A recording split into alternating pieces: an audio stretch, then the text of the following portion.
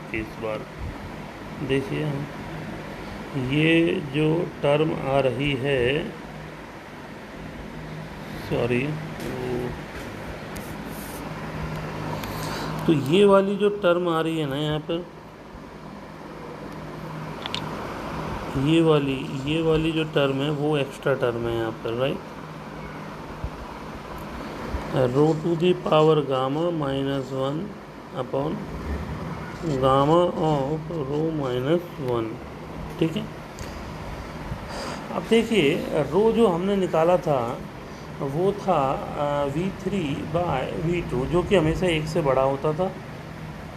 तो जाहिर सी बात है कि यार ये टर्म ज़्यादा होगी अब की बार, मतलब ये क्योंकि गामा रो की पावर गामा है और नीचे रो की पावर 1 है, तो ये टर्म क्या होगी, हमेशा 1 से ज़्यादा होगी।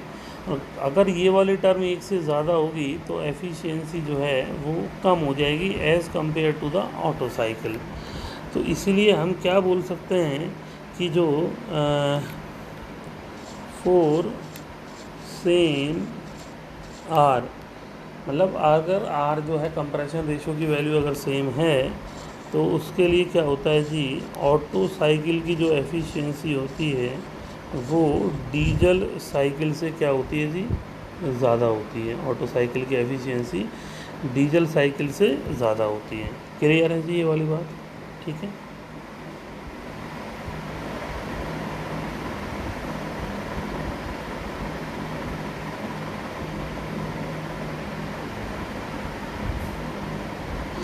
ओके, तो डीजल तक चक्र की दक्षता उपरोक्त समीकरण में ये जो है 1 से ज़्यादा होता आता है। समान संपीड़न अनुपात के लिए डीजल चक्र की वायु मानक दक्षता ऑटो चक्र की वायु मानक दक्षता से क्या हो जाती है, कम, ठीक है सर।